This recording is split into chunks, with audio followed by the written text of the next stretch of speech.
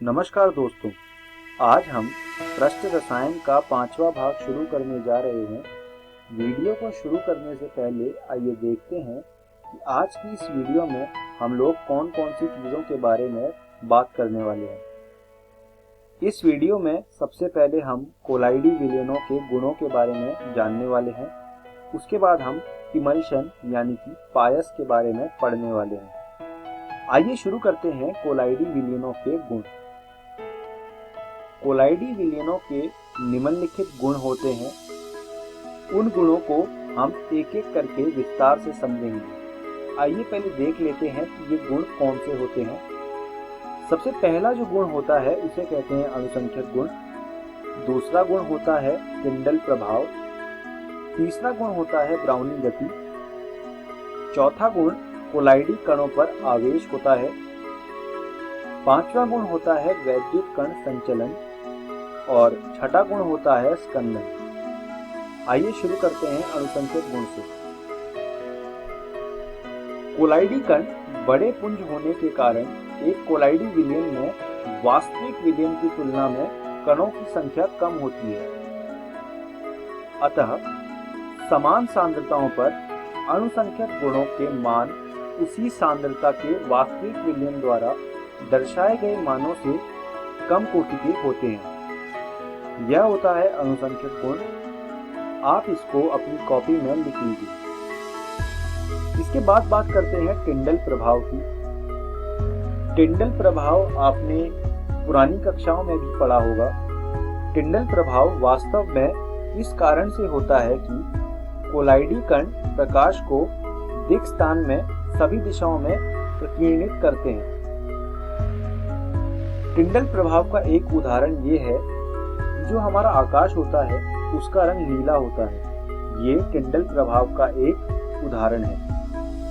इसके अलावा टिंडल प्रभाव सिनेमा हॉल में पिक्चर के प्रोजेक्शन के समय हॉल में उपस्थित धूल एवं धुएं के कणों द्वारा प्रकाश के प्रकीर्णन द्वारा देखा जा सकता है।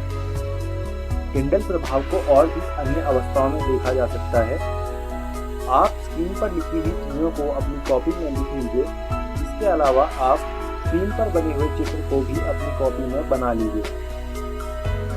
उसके बाद बात करते हैं ब्राउनी गति की। ब्राउनी गति कोलाइडी कणों की पूरे प्रेक्षित क्षेत्र में लगातार टेढ़ी मेढ़ी गति की अवस्था को कहते हैं। यह गति सर्वप्रथम ब्रिटिश वनस्पति वैज्ञानिक रॉबर्ट ब्राउन ने प्रेक्षित की थी, इसलिए इसे ब्राउनी गति कहते हैं। आप देख सकते हैं स्क्रीन पर जैसे कण टेढ़ी मेढ़ी गति कर रहे हैं, उसी को ब्राउनी गति कहते हैं। आगे बढ़ते हैं। कोलाइडी कणों पर आवेश।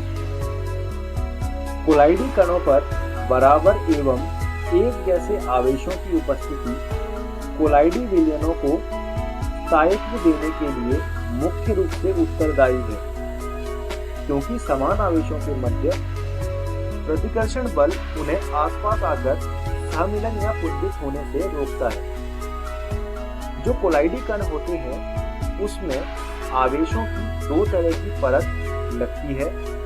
जो पहली परत होती है उसे हम दृढ़ परत कहते हैं और जो दूसरी परत होती है उसे हम विसरित परत कहते हैं। जो दृढ़ परत होती है वो कोलाइडी कणों के समीप होती है और विसरित परत कोलाइडी कणों से थोड़ी दूर होती है। सॉल कण धनात्मक या ऋणात्मक आयनों के अधिमान्य अधिशोषण द्वारा धनात्मक या ऋणात्मक आवेश ग्रहण कर लेते हैं। विपरीत आवेशों वाली स्थिर एवं विस्तृत परतों के मध्य यह विभवांतर वैद्युतगतिक विभव या जीटा विभव कहलाता है। जीटा विभव बहुत ही ज्यादा महत्वपूर्ण चीज है और ये परीक्षा में आता ही आता है। आप इसको अपनी कॉपी में लिख लीजिए और इसको याद भी कर लीजिएगा, क्योंकि यह परीक्षा के उद्देश्य से बहुत ही ज्यादा महत्वपूर्ण है। अब बात करते हैं वैद्युत कण संचलन की। इसे अंग्रेजी में इलेक्ट्रोफोरेसिस कहते हैं। कोलाइडी कणों पर आवेशों की उपस्थिति वैद्युत कण संचलन प्रयोग से संपुष्टि होती है। जब एक कोलाइडी विलयन में डूबे हुए दो प्लेटिनम इलेक्ट्रोडों पर विद्युत विभव लगाया जाता है तो कोलाइडी कण एक अथवा दूसरे इलेक्ट्रोड की ओर गमन करते हैं। विद्युत विभव के प्रभाव से कोलाइडी कणों का संचलन वैद्युत कण संचलन कहलाता है। जब किसी उपयुक्त प्रकार से वैद्युत कण संचलन अर्थात कणों की गति रोकी जाती है तो यह देखा जाता है कि परिक्षेपण माध्यम क्षेत्र में गति करना प्रारंभ कर देता है। यह परिघटना वैद्युत परासरण कहलाती है। आप इसको अपनी कॉपी में लिख लीजिए और जो चित्र है उसे भी बना लीजिए। इसके बाद बात करते हैं स्कंदन की। कोलाइडी कणों के नीचे बैठ जाने का प्रक्रम सॉल का स्कंदन या अवक्षेपण कहलाता है। हार्डी-शुल्बे नियम के अनुसार ऊर्णन क्षमता का क्रम निम्नलिखित होता है।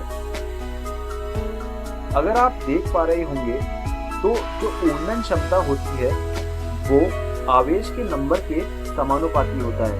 जैसे Al3+ है और Ba2+ है और Na+ है तो 3+ वाले की ज्यादा ऊर्णन क्षमता है 2+ वाले से, और ऐसे ही 2+ वाले की प्लस वाले से ज्यादा ऊर्णन क्षमता है। तो यह ऊर्णन क्षमता का क्रम होता है। आप इस पूरी चीज को अपनी कॉपी में लिख लीजिए। अब बात करते हैं इमल्शन की, जिसे फायर भी कहते हैं। जब दो अमिश्रणीय या आंशिक मिश्रणीय द्रवों के मिश्रण को हिलाया जाता है तो एक द्रव में दूसरे द्रव का अपरिष्कृत परिक्षेपण प्राप्त होता है, जिसे इमल्शन कहते हैं। इमल्शन के दो प्रकार होते हैं, तेल का जल में परिक्षेपण, और जो दूसरा प्रकार होता है वो होता है जल का तेल में परिक्षेपण। मैं आपको समझाता हूं कि इसका क्या मतलब है। तेल का जल में परिक्षेपण का ये मतलब है कि बहुत सारा जल होगा और जल की तुलना में तेल की मात्रा कम होगी। तो जल में जब आप तेल को मिलाएंगे तो उससे जो इमल्शन बनेगा वो OW प्रकार का इमल्शन बनेगा। इसके विपरीत जब आप बहुत सारे तेल में तेल की मात्रा के तुलना में कम जल मिलाएंगे तो उससे जो इमल्शन बनेगा उसको WO प्रकार का इमल्शन कहते हैं। तो ये इमल्शन के दो प्रकार होते हैं। अब हम इस वीडियो के अंत में आ गए हैं। आइए देखते हैं कि आज की इस वीडियो में हमने क्या क्या चीजें पढ़ी। सबसे पहले हमने कोलाइडी विलयनों के गुणों के बारे में पढ़ा। उसके बाद हमने इमल्शन के बारे में पढ़ा। मैं उम्मीद करता हूँ आपको मेरी पढ़ाई की सारी चीजें समझ आई होंगी और आपको यह सुझाव दूंगा कि आप इन चीजों को अपनी रसायन विज्ञान NCERT से दोबारा से पढ़ लीजिएगा और इन पर कुछ प्रश्न भी हल कर लीजिएगा। धन्यवाद दोस्तों।